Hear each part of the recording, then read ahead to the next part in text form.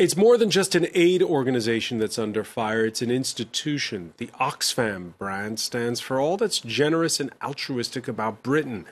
Its charity shops dot high streets across the UK.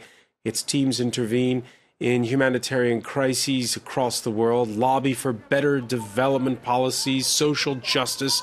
Oxfam denies a cover-up over the ouster of staff accused of sexual abuse, first in Haiti and now elsewhere. Could the charity have acted sooner? What could it have done to warn the next employers that the men they were forcing out were potential predators?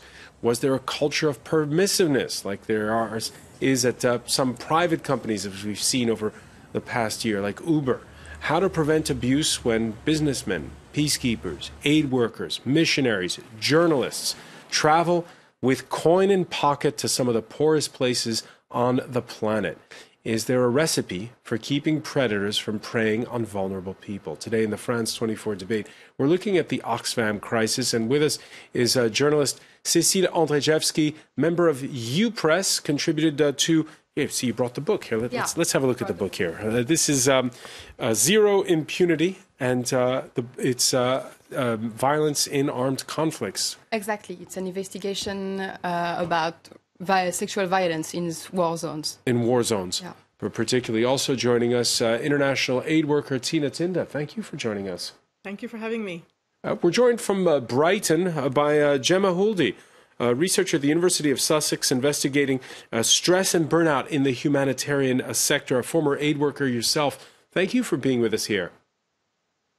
Thank you for having me. The France 24 debate on Facebook and Twitter, the hashtag F24debate. The UK National Crime Agency is coordinating with the International Development Secretary on how to best deal with the Oxfam scandal, particularly how to coordinate the investigations with foreign police forces. This as a probe by the Charity Commission in the UK looks into allegations which include one that Oxfam did not, quote, fully and frankly disclose material details about staff using prostitutes in Haiti in 2011. Delana D'Souza reports it's not just Oxfam that's cleaning house. A growing scandal that risks tainting the reputation of yet another charity. Geneva-based Doctors Without Borders says it received 40 complaints linked to harassment or sexual abuse last year. The NGO revealed it acted on 24 of the cases and fired 19 employees. The charity, also called MSF, is known around the world for offering medical aid in conflict zones. MSF's admission comes just as UK-based Oxfam grapples with allegations it covered up an internal scandal involving the use of prostitutes by staff in Haiti following the earthquake in 2010. The revelation has resulted in the deputy head of Oxfam quitting, and it's thrown into doubt if the charity will continue to receive government funds. Unless you safeguard everyone in your organisation that comes into contact with you, including beneficiaries, staff and volunteers, we will not fund you. Unless you create a culture that prioritises the safety of vulnerable people and ensures victims and whistleblowers can come forward without fear, we will not work with you. Oxfam is already facing repercussions from the scandal. The agency says it's had over 1,200 donation cancellations, and there are fears the organisation itself could implode. Let's not beat around the bush. This scandal could bring Oxfam to its knees, and the people who will suffer the most through this will be the people who depend, the thousands of people who are extraordinarily vulnerable, who depend on the work that organisations like Oxfam does. Several of Oxfam's corporate sponsors and partners say they are re-examining their links to the charity. British actress Minnie Driver, meanwhile, quit as the NGO's ambassador, saying she was devastated by its response to the scandal. Gemma Huldy, what was your reaction when this story first broke last week in the Times of London? Well, I'm sorry to say it wasn't exactly one of shock. These stories have been going around for some time, at least among aid workers, even if they've not been publicised.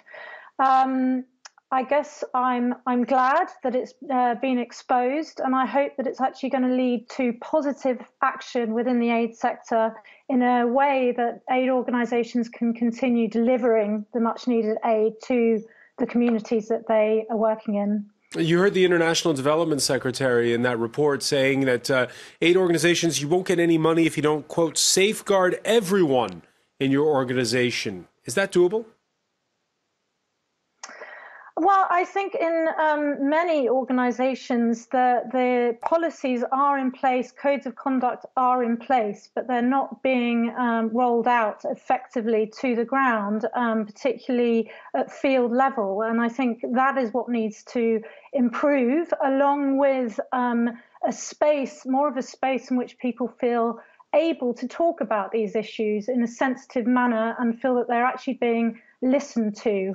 I think this is a big problem within the aid sector, is that people fear speaking up because fear of losing their jobs and the longer term repercussions on the beneficiary community as well.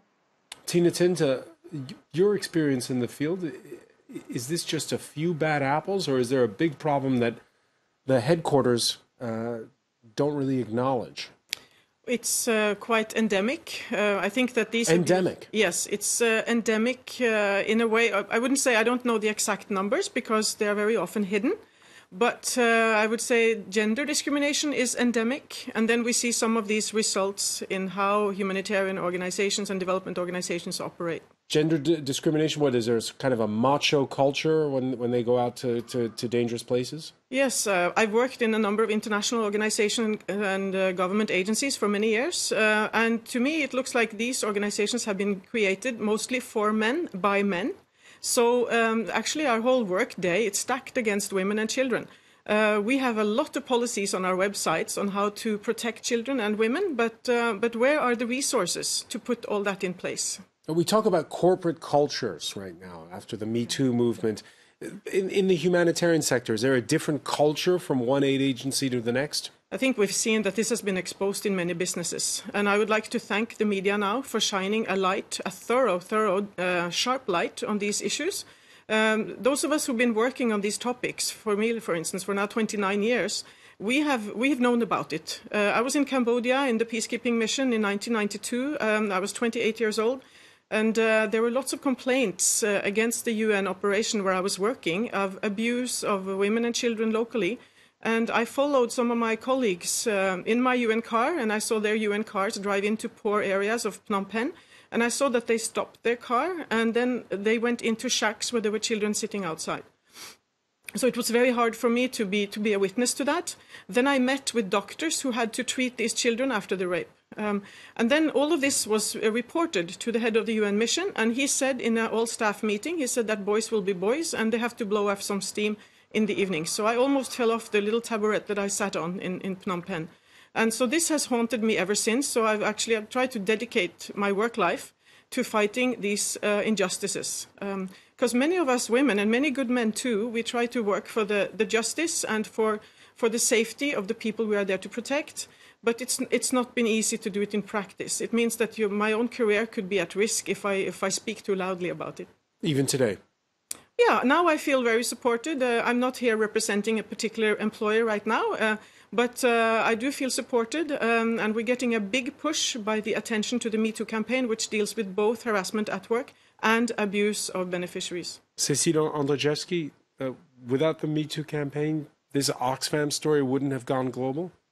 That's a good question. Actually, yeah, the MeToo campaign is a part of a mass campaign. Like many people start to speak about this. There is this MeToo campaign, but there is also like some campaigns in some South American countries like Ninguna de Menos about the women who are killed by their husbands. So there is a mass movement since some maybe 3-4 years, I would say, but maybe I'm wrong, that women speak up and people also listen, because women spoke since many years, actually, but nobody listened. And now people they have to listen. They are forced to listen because we are so many to report this and to to tell our story, that they have to listen. And Cécile, what did you find in your investigation?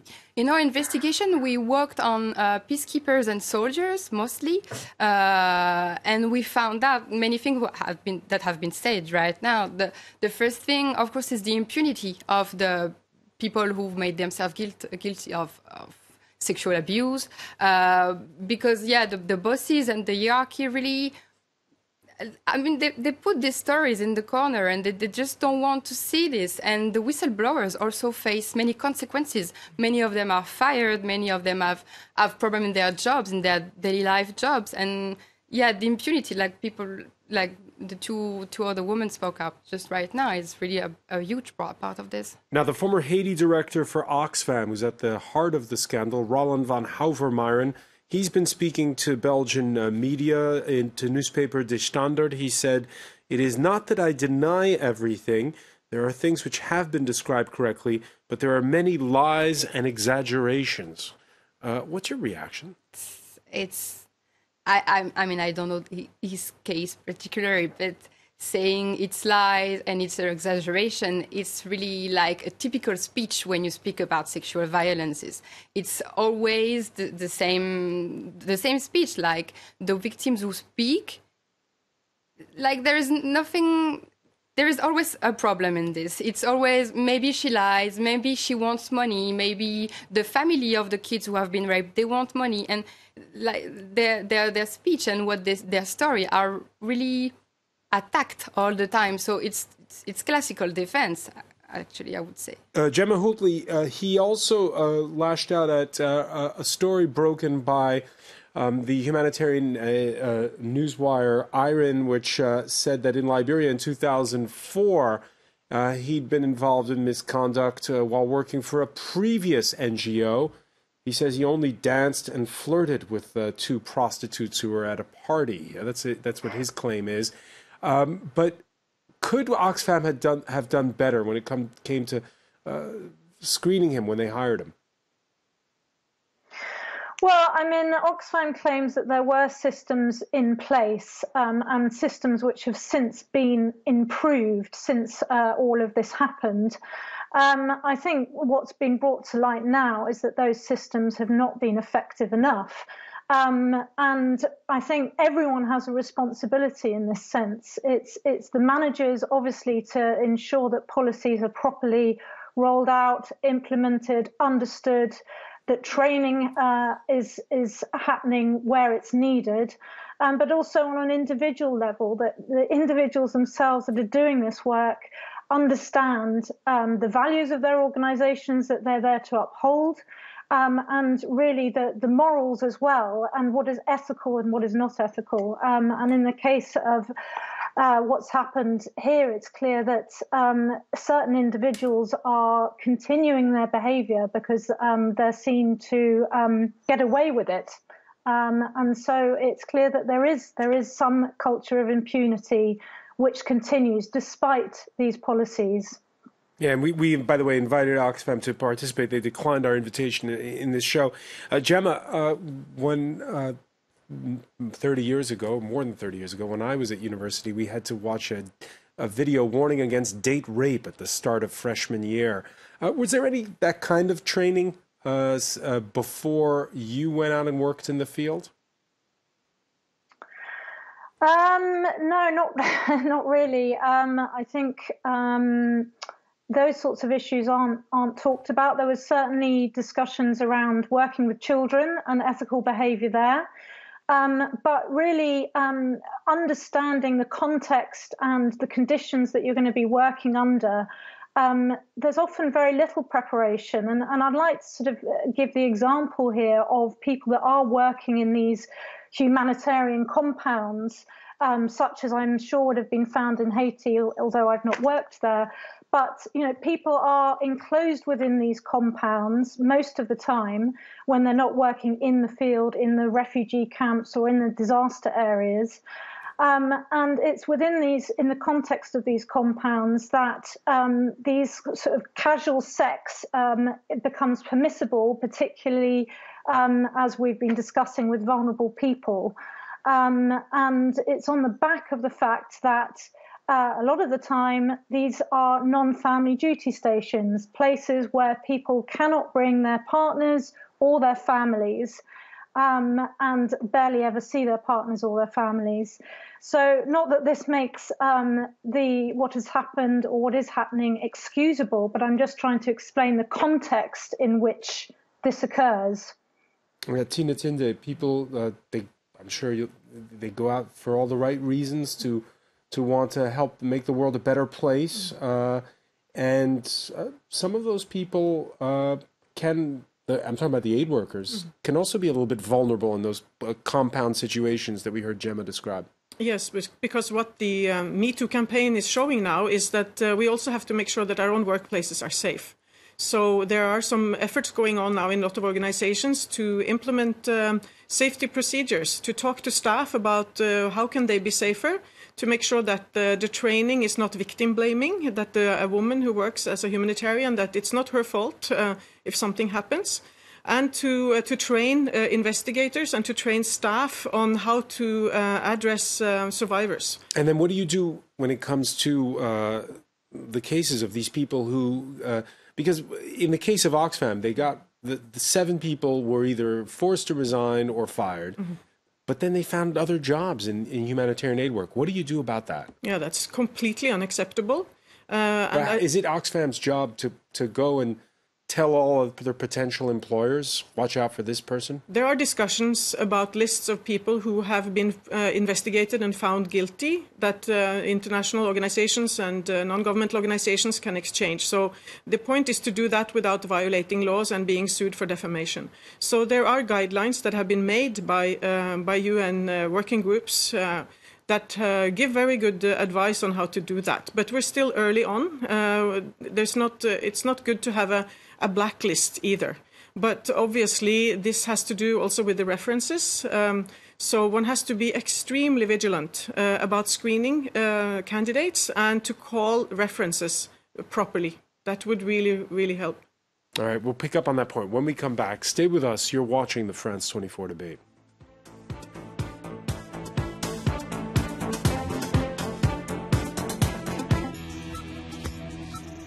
Revisited, presented by Stuart Norval.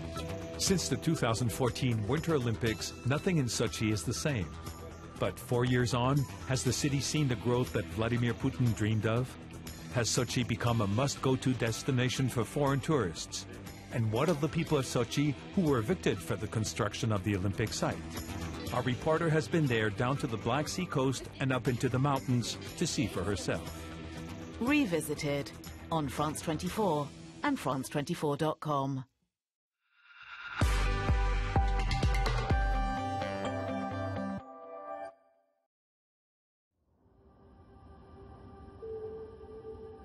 Did you know there's a world of miracles inside our bodies? For example, your eyes can see 10 million shades of color. Sometimes all you need to do is look up. We can hear thousands of sounds, from 20 hertz to 20,000 hertz. Our bodies can withstand temperatures around 60 degrees centigrade. Our tongues can differentiate 100,000 different tastes. Nice. Our noses can distinguish more than 1 trillion scents. Knowing each one of them, that's the tough part. Get out there. Explore. See, smell, hear, taste, touch. Widen your world.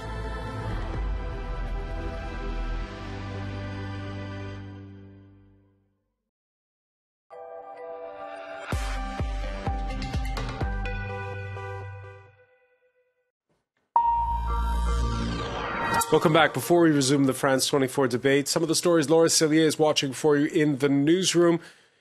Cyril Ramaphosa sworn in as South Africa's new president. He promises to tackle corruption after the ouster of Jacob Zuma. Zimbabwe's main opposition party names an acting leader as the president pays tribute to Morgan Tsvangirai, who passed away from cancer late Wednesday at 65. U.S. President Donald Trump avoids comments on gun laws but vows to tackle mental health after the worst U.S. school shooting in 5 years. An orphaned 19-year-old has been charged with 17 counts of premeditated murder. Michaela Schifrin opens her Olympic account. The U.S. skiing sensation wins her first gold in the giant slalom. Also, after nearly crashing out in the semis, France's Pierre Vautier retains his snowboard cross Olympic title. Kedevan Gorgistani will have more.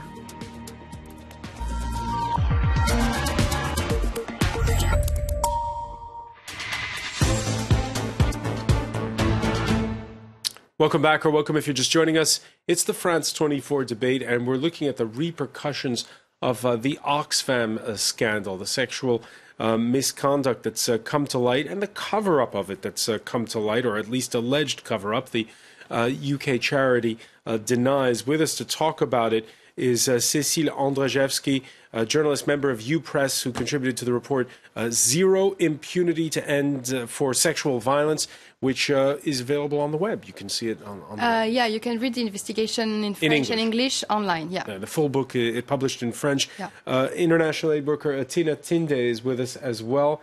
Thank you for joining us again. And from Brighton, Gemma Holdley, a PhD researcher at the University of Sussex, investigating stress and burnout in the humanitarian sector.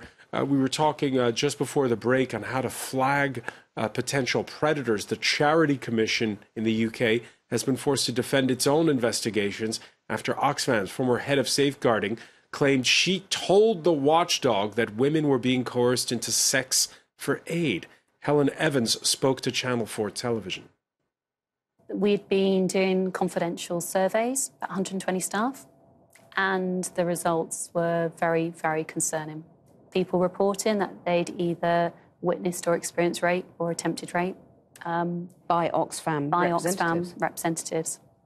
And in one country programme, that was 7% of staff were saying that.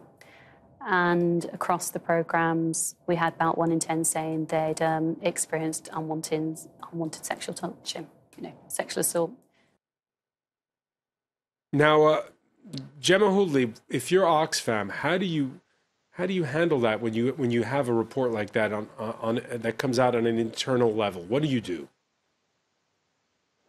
Well, obviously, I mean, this is deeply troubling, these developments, and what we're hearing about Oxfam and other organisations.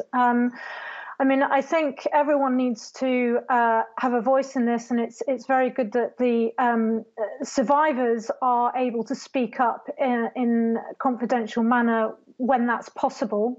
But in terms of what the organisations do themselves, clearly systems need to be completely overhauled, actually. It's not just about paying lip service to having policies and structures in place. It's demonstrably showing that these are being followed, and that those that are accused of these sorts of acts are immediately punished and are not allowed to continue with the work that they do, whether it's in that organisation or any other organisation. Yeah, because what do you do when you're a humanitarian aid organisation? You rely on donations, so you want to have a good image publicly. Do you go public with all of this? Well, I think now is the time to do that. I think there has been a culture where any kind of immoral acts or anything that is seen to taint the image of aid organisations are swept under the carpet, and it makes it very difficult for staff themselves to speak up on issues, whether it's something that they've witnessed or anything that they've experienced themselves. As you've mentioned, the research I'm doing, which is on stress and burnout among humanitarian workers, is another classic example that people feel that they cannot talk about their mental health issues because there is a sort of silencing culture, a macho culture, as has already been discussed, where these sorts of issues cannot be raised, and there's no space in which to do so. Now, that space needs to be created urgently. Yeah, the former head of UN aid operations, Andrew McLeod, says he's not surprised. He spoke to the Associated Press. The critical bit here is this. Since 1999, British authorities have been warning that as we crack down on pedophilia in the developed world, predatory pedophiles are now going to the developing world, and their chosen methodology to get access to children is to join children's charities. In other words, there's a higher than normal burden upon everyone in the charity sector to make sure they've got the best-in-class prevention, detection and prosecution mechanisms. If a charity doesn't live up to it, yes, a CEO should go, because we're supposed to be protecting the most vulnerable. Tina Tind, your reaction to that statement? Well, yes, we're absolutely there to protect the most vulnerable. And then rule number one, speak to them. So we have to implement the policies that we have that say that we work closely with local societies. And in societies, there's a lot of gender discrimination. So very often, let's say if you meet with a clan from a Muslim country, very often it's mainly men who are then becoming your discussion partners. So we really have to speak to the women, the youth, and the children who would who would know where the shoe pinches and who would have the best advice on what to do. So this should not only be, let's say, policies that gather dust on a website. It should be actual interaction. And it does require also to hire more women and to promote more women than what we see today in aid organizations. Hire more women, but also perhaps reflect on what kind of people perhaps are drawn to humanitarian work? I think most of us who are drawn to this work, we want to help. We're very idealistic. If you look at the number of candidates for internships and for jobs in the humanitarian sector, it's a dream for a lot of people. So we just have to make sure that we don't hire the wrong people. I saw now on Twitter there's suggestions to rehire the women and men who have been ousted from speaking up about these things. So I mean that it's very interesting to see now all the good ideas that are coming out. All the good ideas that are coming up. Cecilia Andrzejewski, again, it's not just humanitarian aid workers who go to third world countries to help, but who find themselves, it's a bit of a mismatch, isn't it? You're in a position of power when you're there. Yeah. We investigate on peacekeepers, on soldiers mostly, and there is also this big problem that the people who come there, they are the people who have the resources, they are the people who have access to food, for example, to water and to money on this. And the people they come to help, they are the people who have nothing because of a war, because of a disaster, because of anything. And they are desperately in need of resources, of food, of water and this. And sometimes that what we saw is that there is this... like these soldiers, these French soldiers who have been accused of this, who make... in the Central African Republic. Exactly. We make exchange, like our sex, and I will give you food. This was the exchange with the children in this camp.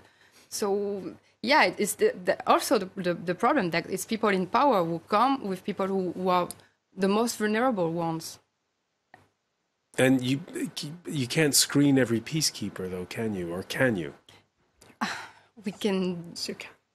Yes, you can? Absolutely. How hard can it be to screen your own staff? I mean, we have to be much more vigilant. And I also would like to bring in the discussion about the permissibility of prostitution in general. I would say there are some people arguing that a poor woman should be allowed to sell her body if she needs food, but why not give her food instead of forcing her to have sex? So, I mean, we really have to broaden our discussion here. A poor woman who has experienced an earthquake or war, why would she have to prostitute herself to feed her children? I mean, somebody tell me. It cannot be justified. Exactly. Just to continue, it's like survival prostitution. It's a prostitution. You have no choice on it. You don't choose to prostitute yourself. It's just You have no other choice to have food or to feed your kids or something. It's not a choice. It's really forced prostitution. Yeah, Gemma Hoodley, in interviewing women in Liberia, there's a sense of weariness among them when they had to deal with some of these people.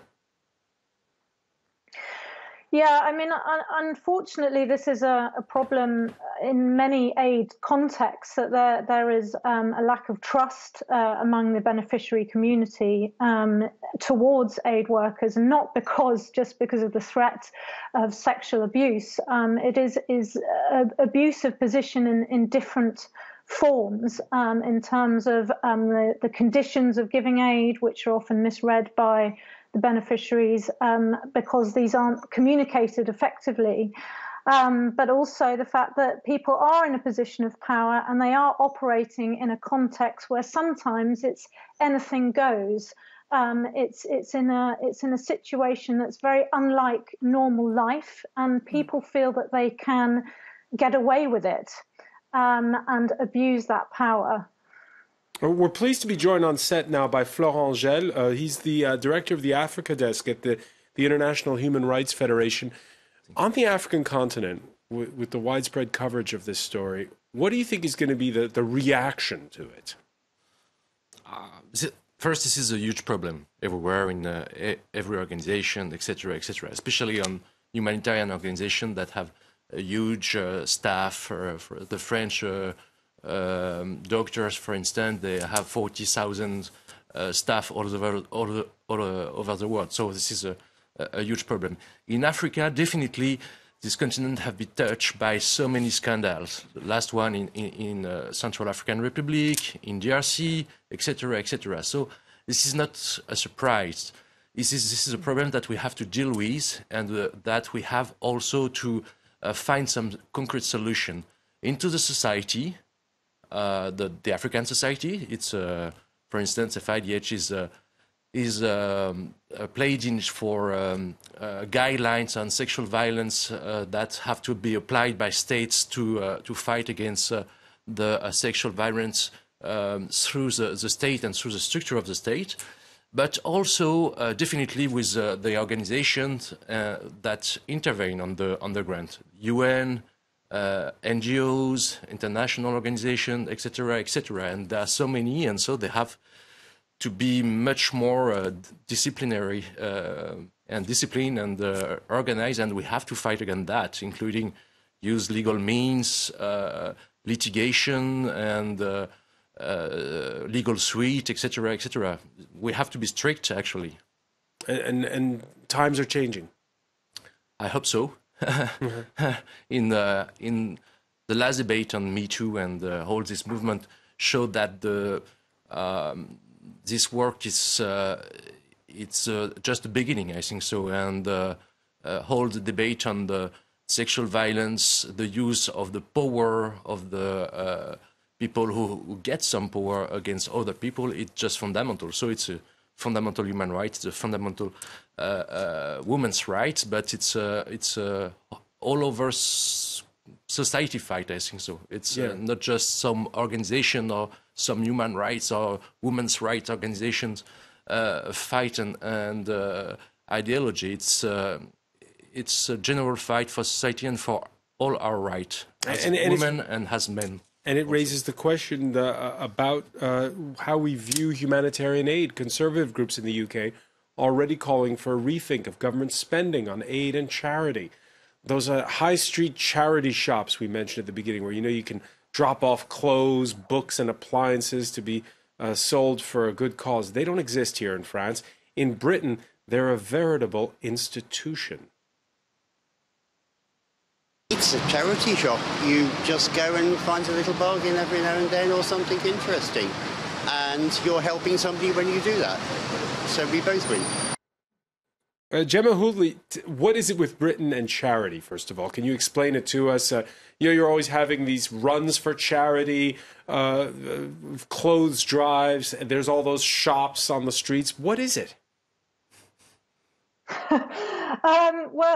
You could read it as people's commitment to a cause, or a more cynical take is that it's making people feel better about themselves by simply putting some money towards something and feeling like they've taken some kind of action. But I think the revelations around Oxfam and other organizations are now making people pay attention to some of the problems within the sector, the sector which they are giving money to.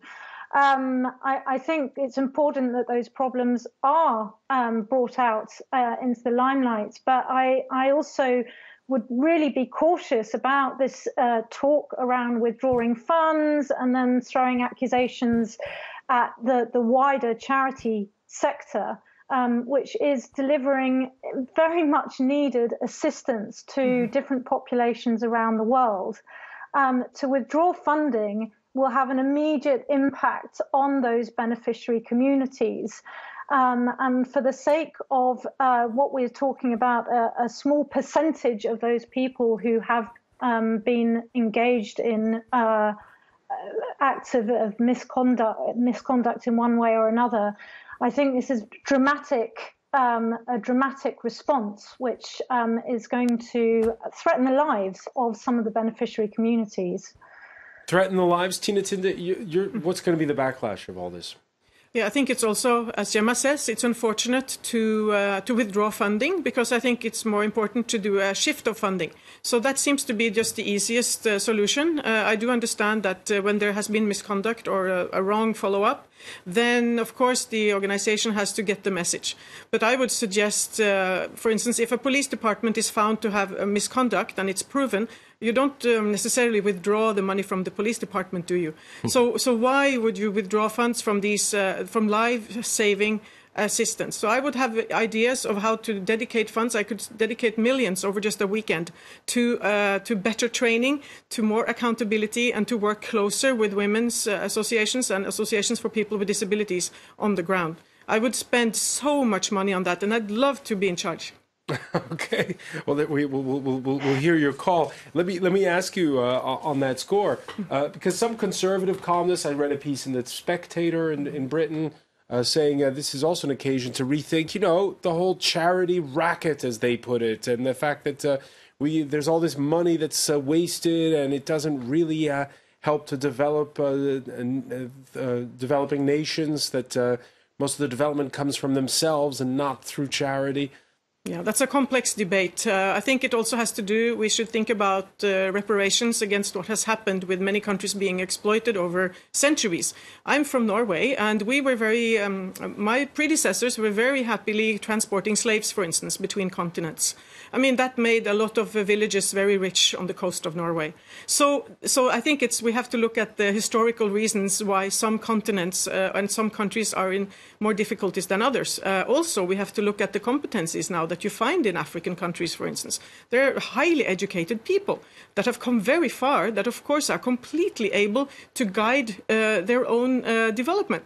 So it is very complex. But let's listen to those people who are there. Let's just work with them. Let's hire them. Let's promote them, and let's work with gender equality and diversity organizations on the ground.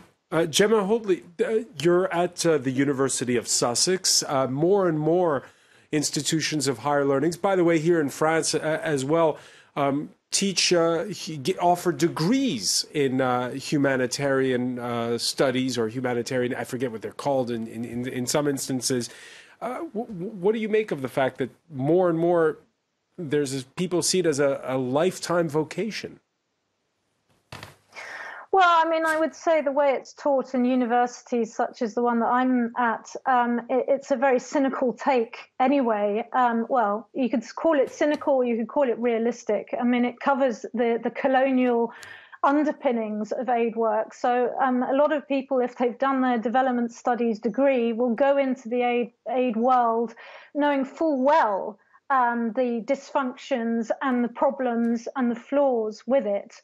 But, it's one thing knowing it, but it's another trying to change the system. And I think that's where there's a big challenge ahead of us, is how to change the system so it does engage more on an equal footing, for instance, with people from the local population.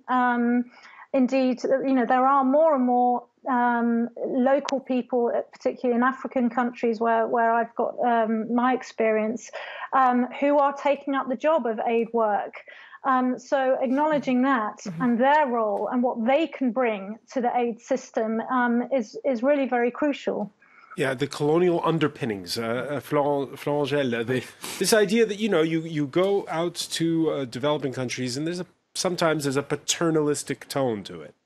Definitely, and the purpose, humanitarian is totally needed, but the purpose of human rights and, for instance, the goal of FIDH and his national organization, it's to not have to go into those countries and to do some humanitarian work with, this past colonial ideas too, because you come with your luggage and your baggage, and to know every culture, it's very complex. So to develop the capacities of state to be a real state and not to be a failed state, it's just fundamental.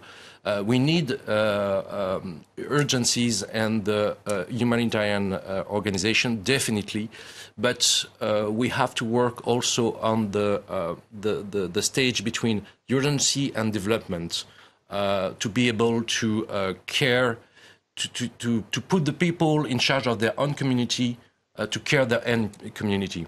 Usually, you committed less crime if you care of your own people than people that you know less, etc., etc. So this is this way. But this scandal not have to be targeted all organization, all this incredible work done by this organization to organize a solidarity and to try to do what states are not doing and what the United Nations are failed, for instance. So many organizations are today taking care of Syrian people who are refugees without the care of any international... doing jobs that maybe government or UN organizations should be doing. We're going to have to leave it there. I want to thank you, Florangel, for joining us. I want to thank Cécile Andrzejewski, Tina Tinda, Gemma Hoodley for being with us from Brighton. Stay with us. Media Watch is next.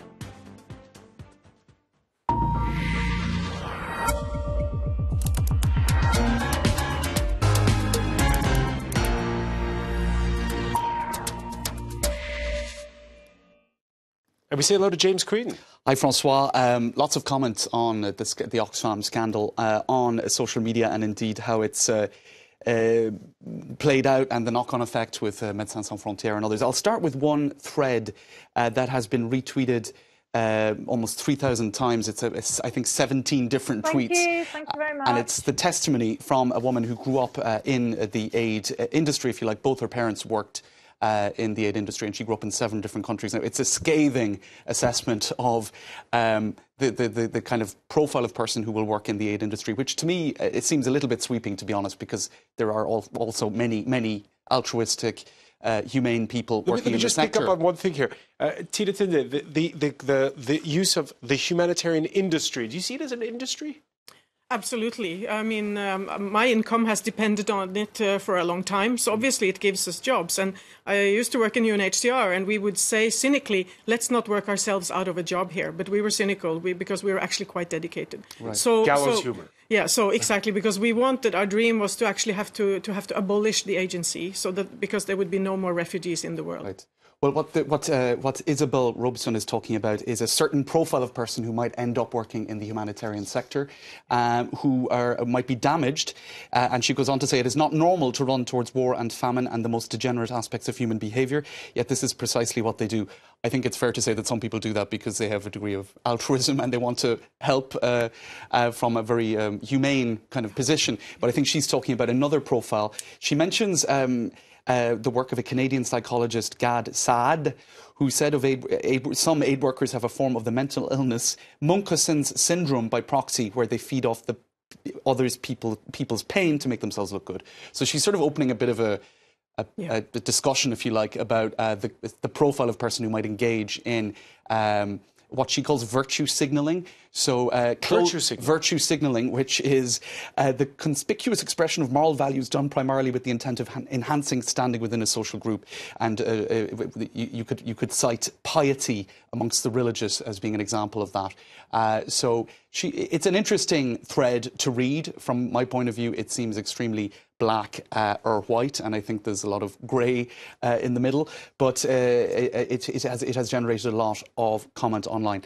Also, lots of people, of course, coming out to say that while the Oxfam scandal is terrible, please don't let it be used to shut down the invaluable work that Oxfam does around the world. Millions of people in desperate need would suffer as a result. That's George Monbiot, the British columnist. This was shared yesterday, and a lot of people have been, well, it has been reshared by a few people in any case. After a bit of research some time ago into charities, I decided the one I was going to give money to was Médecins Sans Frontières. They are the first at any disaster.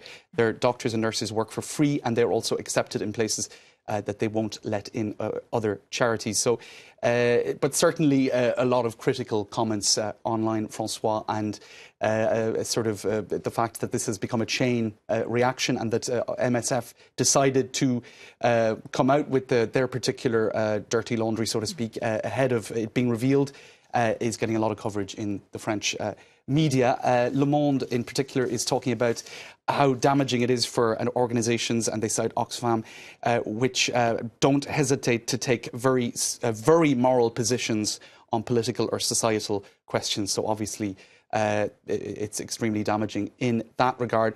Andrew Pearce says Oxfam scandal staff training guide on sexual exploitation says that staff can use sex workers in third world countries. Banning them would infringe their civil liberties.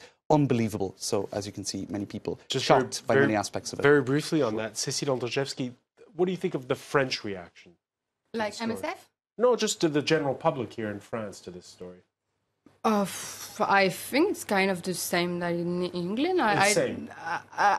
Yeah, it's like people are surprised, I guess, because of course we have all this image of aid workers like who go to help people, but also I think everybody knows that in each kind of jobs you have people who made sexual abuse, and we have to work on it and to speak up.